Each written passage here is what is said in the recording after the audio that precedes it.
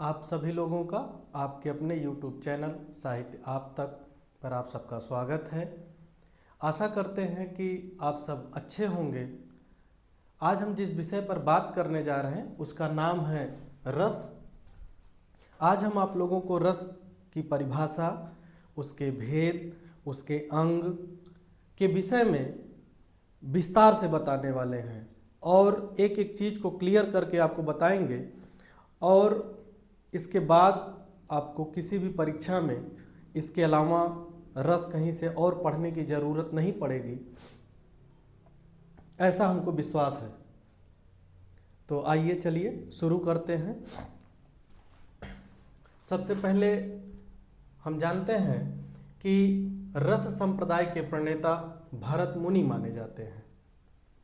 इनकी पुस्तक का नाम है नाट्यशास्त्र और अपनी इस पुस्तक में ये रस की परिभाषा कुछ इस प्रकार देते हैं कि विभावानुभाव व्यभिचारी संयोगाद्र रस निष्पत्ति, अर्थात विभाव, अनुभाव और व्यभिचारी भाव के संयोग से रस की निष्पत्ति होती है। साधारण शब्दों में अगर रस की परिभाषा कोई आपसे पूछे, अगर साधारण तरीके से आपको बताना है तो आप उसको बताइए कि काव्य को पढ़ने या सुनने से जो आनंद की अनुभूति होती है उसे रस कहा जाता है। रस का शाब्दिक अर्थ ही होता है आनंद।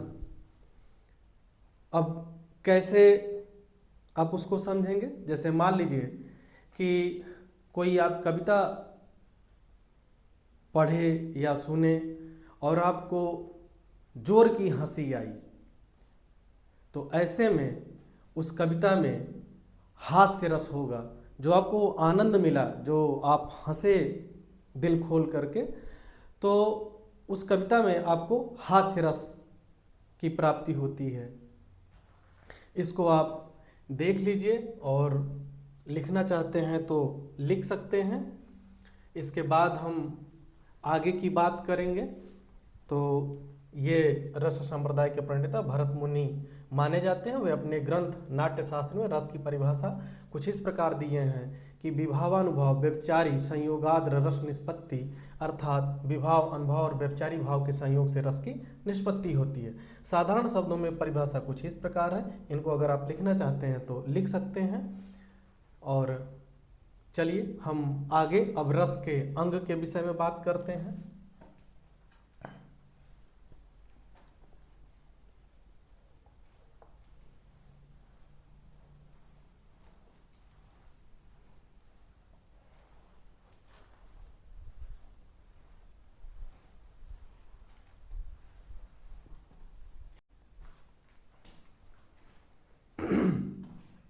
तो आइए अब हम आगे रस के अंग के विषय में बात करते हैं। इसके पहले आप देखें कि रस की परिभाषा क्या है भरत मुनि के अनुसार और साधारण शब्दों में भी। अब दूसरे नंबर पर जो बात आती है कि रस के अंग कितने माने गए हैं और वे कौन कौन हैं, तो आइए हम उनके विषय में बात करते हैं। तो रस के मुख्यतः 4 अंग माने गए हैं। पहला अस्थाई भाव, दूसरा विभाव, तीसरा अनुभव, चौथा संचारी भाव या व्यभिचारी भाव।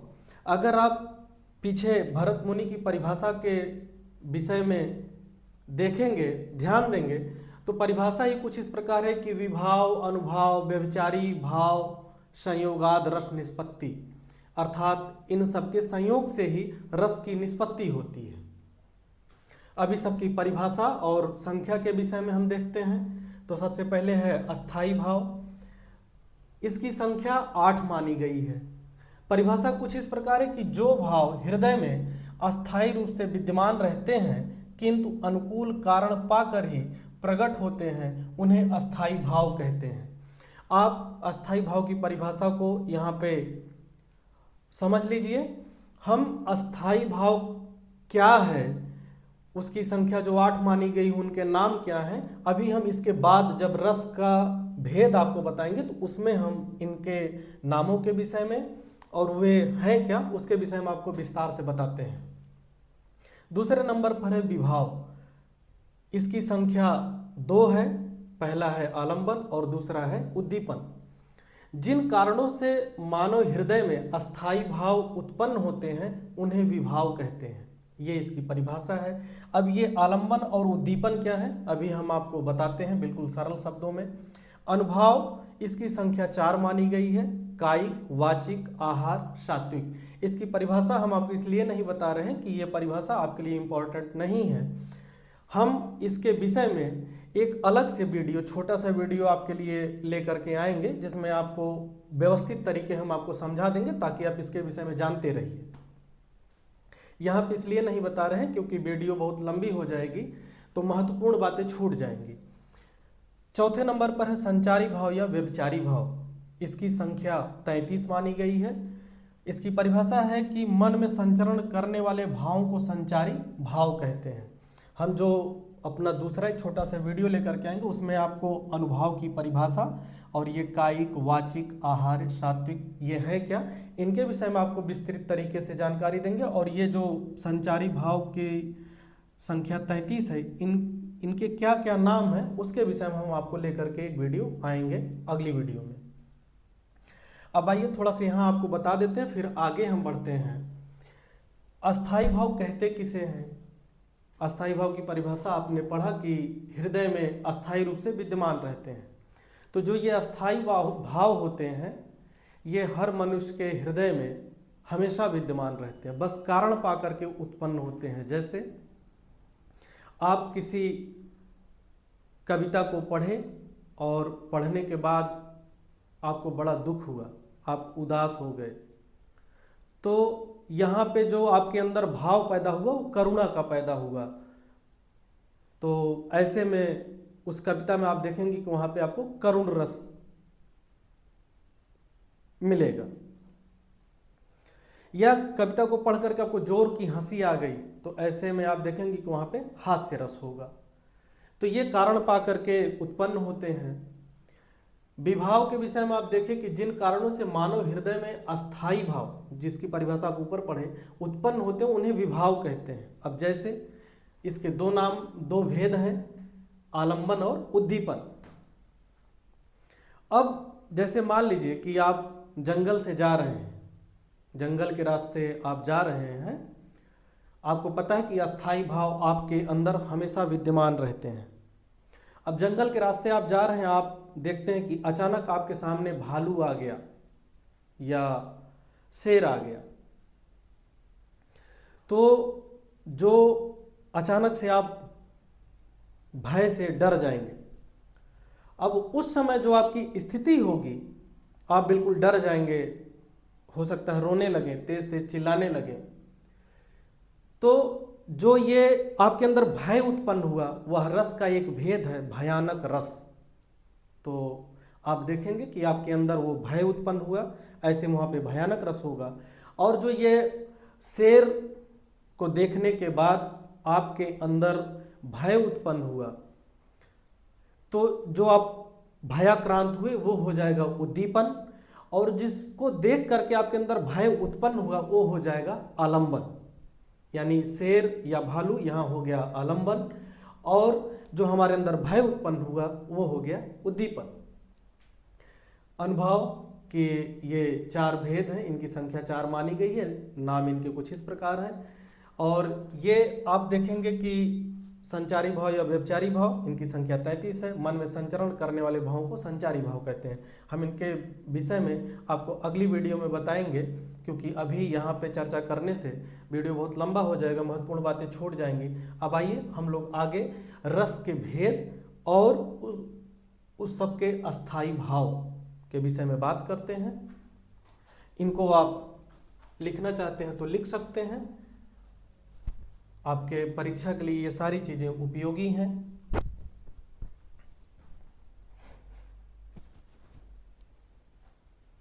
तो चलिए अब हम लोग रस के भेद और उसके अस्थाई भाव के विषय में बात करते हैं।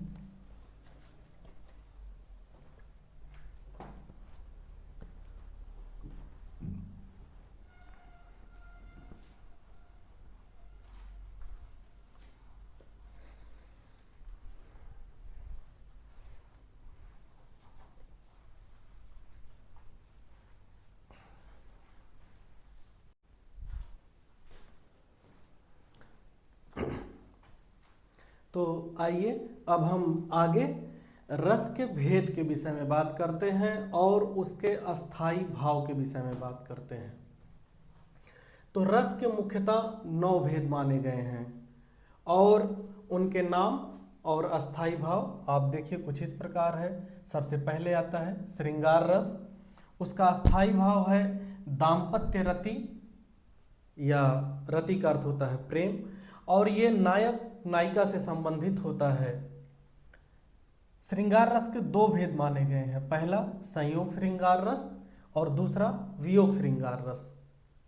इसके बारे में हम आपको पूरा विस्तृत और अच्छे से अभी बताते हैं। दूसरा हास्य रस, इसका अस्थाई भाव है हास। तीसरे नंबर पर है करुण रस, जिसका अस्थाई भाव है शोक अर्थात दीनता दुख। चौथे नंबर पर है वीर रस, जिसका अस्थाई भाव है उत्साह। 5वें नंबर पर है रौद्र रस, जिसका अस्थाई भाव है क्रोध। 6ठे नंबर पर है भयानक रस, जिसका अस्थाई भाव है भय या डर। 7वें नंबर पर है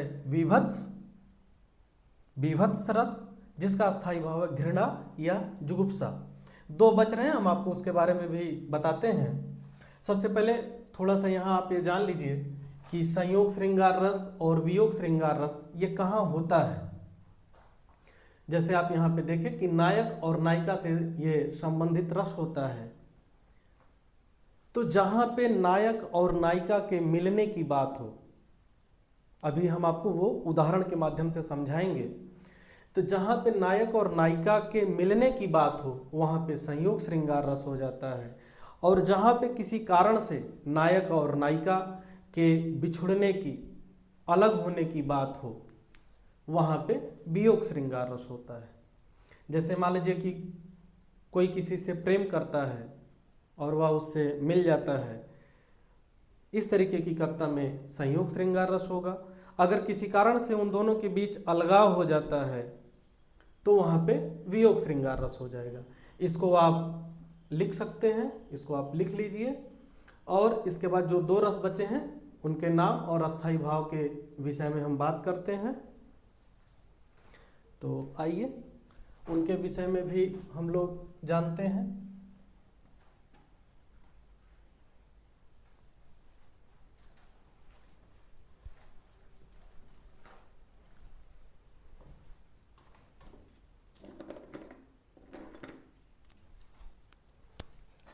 आठवें नंबर पर जो आता है वो आता है अद्भुत रस।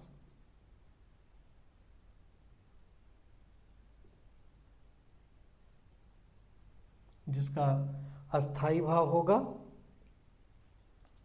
विस्मय।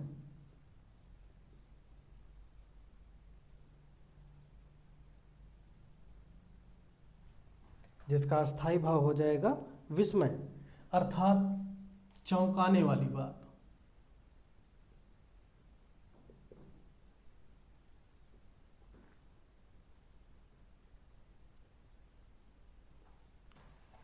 नौवें नंबर पर आपका हो जाएगा शांत रस। ये बहुत ही महत्वपूर्ण रस है। इसके विषय में परीक्षा में हमेशा पूछा जाता है, जिसका अस्थाई भाव होता है निर्वेद।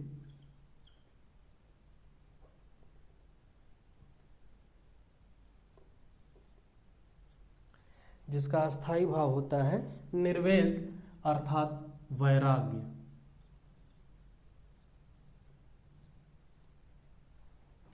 ये तो हो गए आपके जो मुख्यतः 9 भेद माने गए हैं। 2 रसों के नाम हम आपको और बता रहे हैं जो अलग अलग विद्वानों के अनुसार माने गए हैं। तो उन रसों का नाम और उनके अस्थाई भाव से भी आपको हम रूबरू करवाते हैं, और उनके हम आपको उदाहरण भी बताएंगे, उदाहरण भी देंगे कि ताकि अगर उनसे आप परीक्षा में आपसे कुछ पूछ लिया जाए तो आपको दिक्कत ना हो। तो आइए जो अगला है 10 नंबर पे वात्सल्य रस,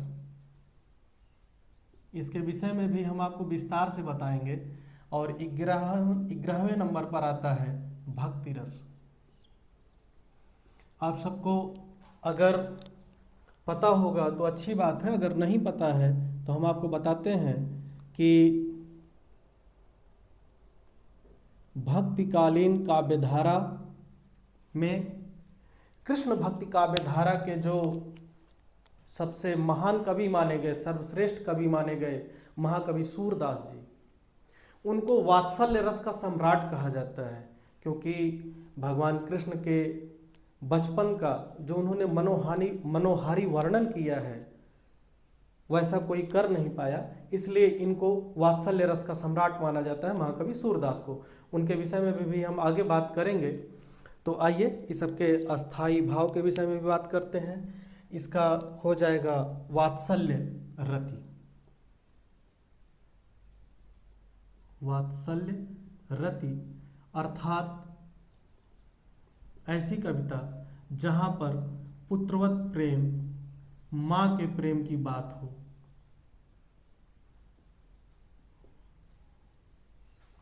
वहां पे वात्सल्य रस होगा। और भक्ति रस का स्थायी भाव होगा भगवत विषयक रति।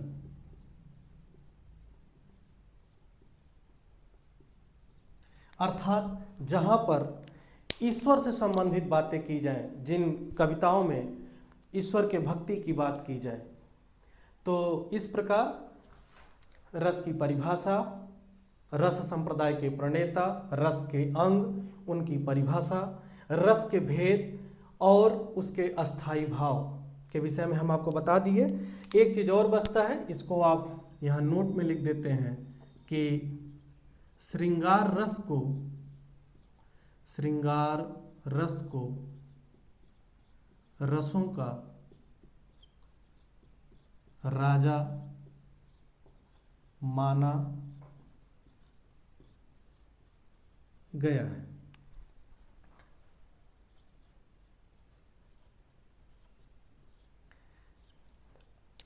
आगे जो आपका बचता है, अब ये सारे रसों के जो उदाहरण हैं वे बचते हैं। तो आज की इस वीडियो में हम इतना ही बात करेंगे, नहीं तो वीडियो बहुत लंबी हो जाएगी तो आपको देखने में बोरिंग लगेगा।